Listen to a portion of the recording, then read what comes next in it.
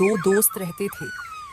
रघु बहुत मेहनती था, मगर दीपक सुस्त था और आलस से अपने खेतों में काम करता था।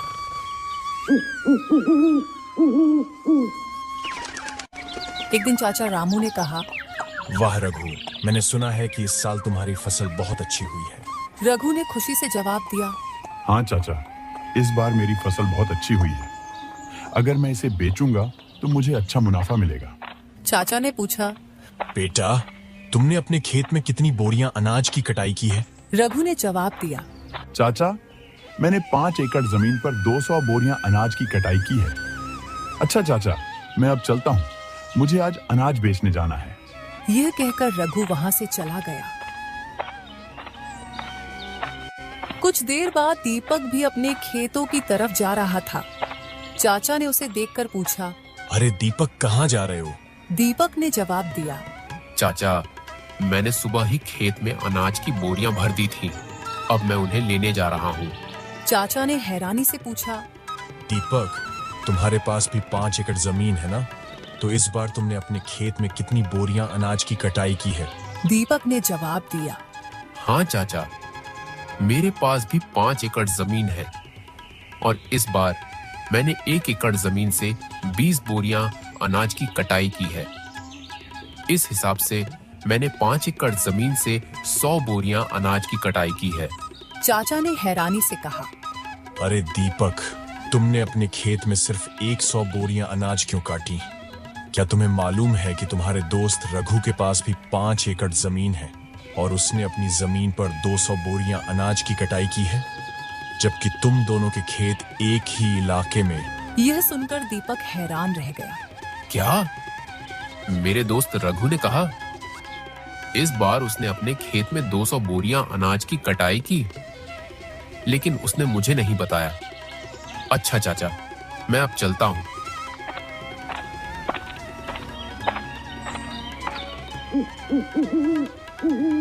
शाम को दीपक अपनी फसल बेचकर घर वापस आया। घर पहुंचने के बाद उसने अपनी बीवी को अनाज के बारे में सब कुछ बताया। उसकी बीवी ने कहा, मैं जानती हूँ कि तुम्हारी फसल क्यों कम हुई है, क्योंकि तुम अपने दोस्त की तरह मेहनत नहीं करते, इसीलिए तुम्हारी उत्पादन कम हुई है। जब तुम्हारा दिल करता है तभी खेत में जाते हो, और अगर ऐसा ही रहा तो हमारा गुजारा कैसे होगा? दीपक ने कहा, इसमें मेरी क्या गलती है? मैं जो कुछ कर सकता हूँ वही करता हूँ। अब तुम ही बताओ, और क्या करूँ? उसकी बीवी ने सलाह दी, आज तुम अपनी जमीन बेचकर रघु के खेत के पास वाली जमीन खरीद लो। अगर रघु के पास 5 एकड़ जमीन है तो तुम भी 5 एकड़ जमीन खरीद लो। रघु से कहो कि अब हम दोनों 10 एकड़ जमीन पर मिलकर काम करेंगे और जो भी मुनाफा होगा हम बराबर बांट लेंगे। दीपक ने कहा, हाँ, तुम ठीक कह रही हो। मैं कल रघु के पास जाकर उससे बात करूंगा, और जितना मैं रघु को जानता हूँ वह मुझे इनकार नहीं करेगा। फिर अगली सुबह दीपक अपने दोस्त रघु के पास गया। कैसे हो रघु? रघु ने जवाब दिया, दीपक, मैं ठीक हूँ। तुम बताओ, सुबह सुबह यहाँ कैसे आना हुआ? रघु, हम दोनों बचपन के बहुत अच्छे दोस्त हैं, तो मैं सोच रहा था कि अपनी जमीन बेचकर तुम्हारे खेत के पास वाली जमीन खरीद लूं, वो भी 5 एकड़, बिल्कुल तुम्हारी जमीन के बराबर। रघु ने खुशी से कहा, हाँ भाई दीपक, खरीद लो, ये तो बहुत अच्छी बात है। मुझे भी एक अच्छा पड़ोसी मिल जाएगा। दीपक ने और कहा, मगर रघु, अगर तुम्हें आपत्ति न हो तो हम दोनों तुम्हारी और मेरी जमीन पर साथ में खेती करें, क्योंकि अलग अलग काम करने से बेहतर है कि दोनों एक जगह काम करें। अगर हम दोनों मेहनत करेंगे तो हमें अच्छा मुनाफा होगा। रघु ने मुस्कुराकर जवाब दिया, हाँ हाँ भाई दीपक, मुझे इसमें कोई आपत्ति नहीं। चलो, हम अपने सेठ मानीराम के पास चलते हैं और जमीन खरीदने और बेचने की बात करते हैं, क्योंकि मेरे खेत के पास वाली जमीन सेठ मानीराम की है। फिर दोनों सेठ मानीराम के पास गए। दीपक ने कहा, सेठ जी, मैं रघु के खेत के करीब वाली जमीन खरीदना चाहता हूँ। सेठ मानीराम ने जवाब दिया, तो खरीद लो, हमने कब मना किया है? लेकिन जमीन खरीदने के लिए पैसे लाए हो? दीपक ने कहा। दरअसल सेठ जी, बात यह है कि मैं अपनी 5 एकड़ जमीन बेचकर रघु के करीब वाली 5 एकड़ जमीन खरीदना चाहता हूँ। सेठ मानीराम ने जवाब दिया। तो खरीद लो, मुझे कोई समस्या नहीं, लेकिन बदले में मुझे तुम्हारी जमीन के साथ 5,000 रुपए भी दो। दीपक हैरान होकर बोला। मगर सेठ जी, मेरी जमीन भी 5 एकड़ है और आपकी जमीन भी 5 एकड़ है, तो आप मुझसे 5,000 रुपये क्यों मांग रहे हैं? सेठ मानीराम ने जवाब दिया। देखो भाई दीपक, जमीन की कीमत समय पर निर्भर होती है। अगर खरीदनी है तो 5,000 रुपए दो, वरना कोई समस्या नहीं। ठीक है सेठ जी, आप 5,000 रुपये ले लीजिए, लेकिन मुझे जमीन दे दीजिए। फिर दीपक ने सेठ मानीराम से जमीन खरीद ली।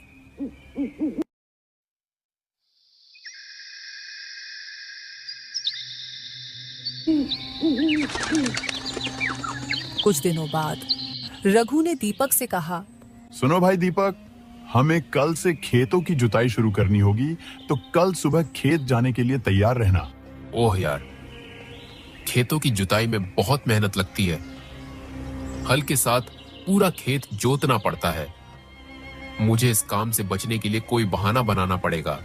सुन भाई रघु, आज मेरी पत्नी के पिता का निधन हो गया है और मुझे उनके घर 12 दिन के लिए जाना होगा। अगर मैं वहां नहीं गया तो यह अच्छा नहीं लगेगा। हाँ भाई दीपक, ये बात तो सही है। वह तुम्हारे पिता जैसे ही हैं, तो तुम वहां जाओ, मैं तुम्हारे हिस्से का काम कर लूंगा। तुम बेफिक्र होकर जाओ। मुझे लगा था कि तुम इस बात पर कभी राजी नहीं होगे। तुम वाकई मेरे बहुत अच्छे दोस्त हो।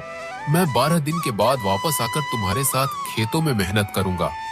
फिर कुछ दिनों के लिए दीपक अपनी बीवी के घर ससुराल चला जाता है और रघु इस बात से बहुत परेशान था।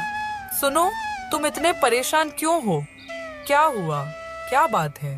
कुछ नहीं, दीपक अपनी बीवी के साथ उसकी माँ के घर गया है और खेतों में बहुत काम है। तो परेशान मत हो, मैं उसके वापस आने तक तुम्हारे साथ खेतों का काम करवा दूंगी।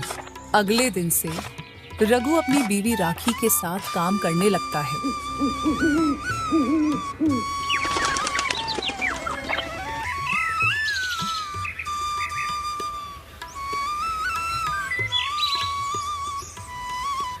कुछ दिनों के बाद रघु दीपक के घर आता है। सुन भाई दीपक, बारिश वाले दिन शुरू हो गए हैं, तो मैं सोच रहा हूँ हमें दोनों को बारिश के पानी के बहाव के लिए एक रास्ता बनाना चाहिए। अगर हम बारिश के पानी के लिए रास्ता बनाएंगे तो हमारे खेतों में पानी एक जगह पर जमा नहीं होगा। लेकिन भाई रघु, मुझे आज बहुत जरूरी काम है। क्या हुआ भाई दीपक?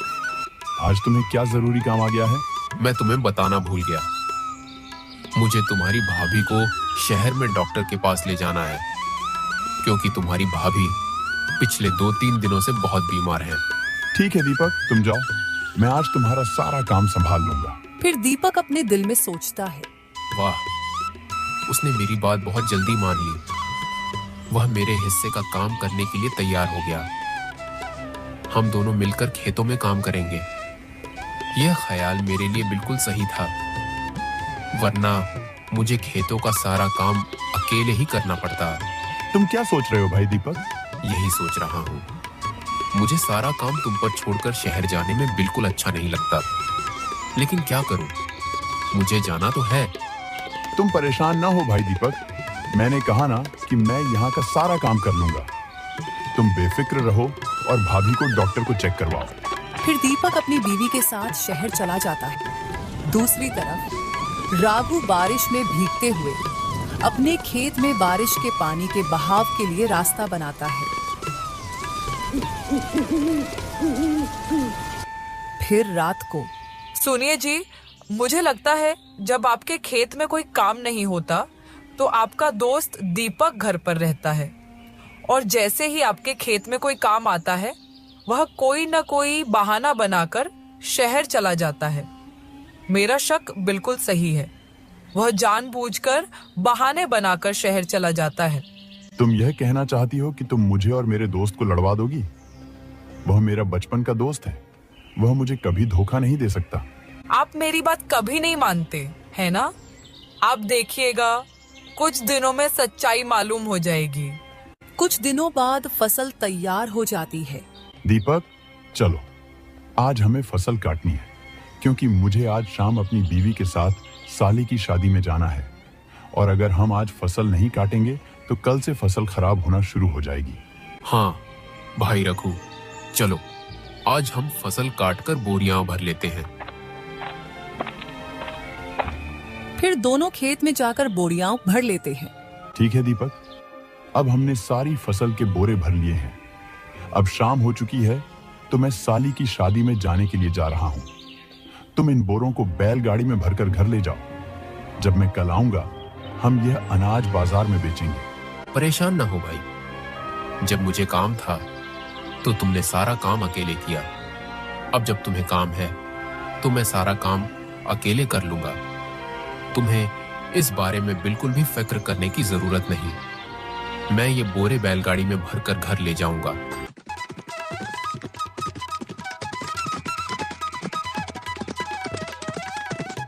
फिर दीपक सारी फसल बैलगाड़ी में भरकर घर ले आता है। आपने सारी फसल यहाँ क्यों लाई? आपने उन्हें बाजार में क्यों नहीं बेचा? भाई रघु अपनी साली की शादी में गया है और वह कल सुबह तक वापस आ जाएगा। जब वह आ जाएगा हम ये बोरे बाजार में बेचने जाएंगे। खुशी की बात है कि आप ये सारे बोरे यहाँ ले आए हैं। मेरे दिमाग में एक आइडिया आया है। क्या ख्याल है? बताओ, यह फसल यहाँ लाना क्यों सही है? देखिए, आपका दोस्त कल सुबह तक वापस आने वाला है और इस दौरान अगर हम ये सारे बोरे अपने घर के पीछे वाले कमरे में रख लें तो सारी फसल का पैसा हमारे पास आएगा। हाँ, तुम बिल्कुल सही हो, लेकिन हम रघु से क्या कहेंगे कि यह सारी फसल कहाँ गई? चिंता मत करो, जब आपका दोस्त कल सुबह फसल लेने आएगा तो कहना कि सारी फसल घर के बाहर रखी थी और पता नहीं कौन उसे चुरा कर ले गया। बस यही कहना है। आपका दोस्त इस पर क्या करेगा? वह कुछ नहीं कहेगा। तुम कितनी होशियार हो। मैं तो बस खेतों में काम करने से बच रहा था और तुमने सारी फसल ले ली। वाह मेरी जान, तुम इस काम में बिल्कुल भी देर नहीं करती।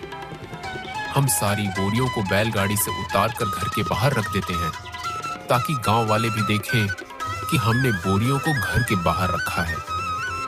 फिर रात को हम दोनों बोरियों को छिपाएंगे। फिर रात को पति और पत्नी दोनों सारी बोरियों को घर के पीछे वाले कमरे में छिपाते हैं।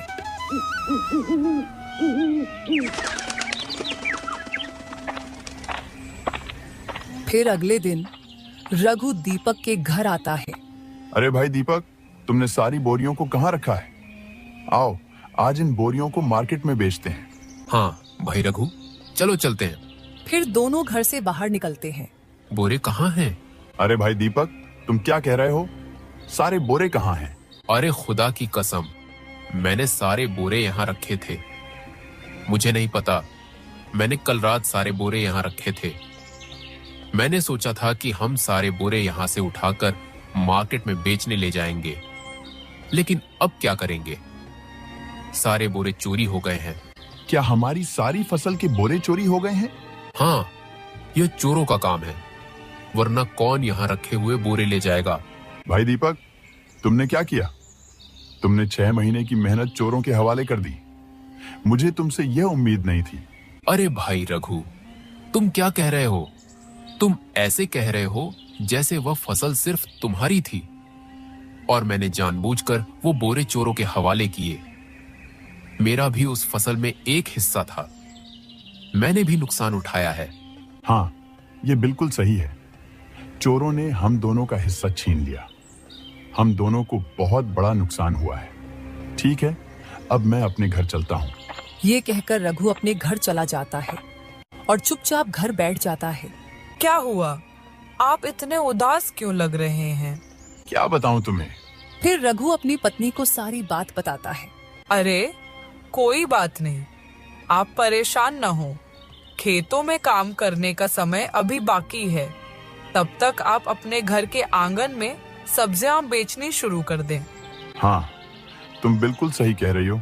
मैं तो ऐसा ही करूंगा। अगर मैं घर बैठूंगा तो पैसे कहाँ से आएंगे?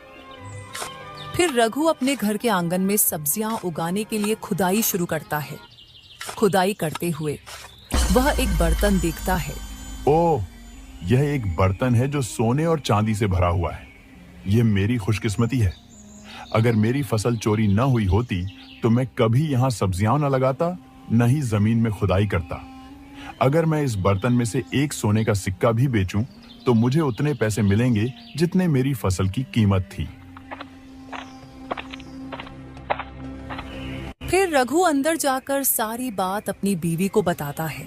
यह सब खुदा की करम नवाजी है, क्योंकि आप बहुत मेहनती व्यक्ति हैं। आप हमेशा अपनी मेहनत का फल पाते हैं। और दूसरी तरफ सुनिए जी, आज रात हम ये फसल मेरे भाई के घर ले जाएंगे और वहाँ रात गुजारेंगे। फिर कल सुबह हम इस फसल को शहर में बेचने जाएंगे। हाँ, तुम बिल्कुल सही कह रही हो। मैं यही करूंगा। फिर रात को दीपक और उसकी पत्नी दोनों उस कमरे में जाते हैं। वे देखते हैं कि उनकी सारी फसल की बोरियां खराब हो चुकी थीं। ओह, क्या हो गया? फसल को जरा भी हवा नहीं लगी, जिस वजह से सारी फसल खराब हो गई।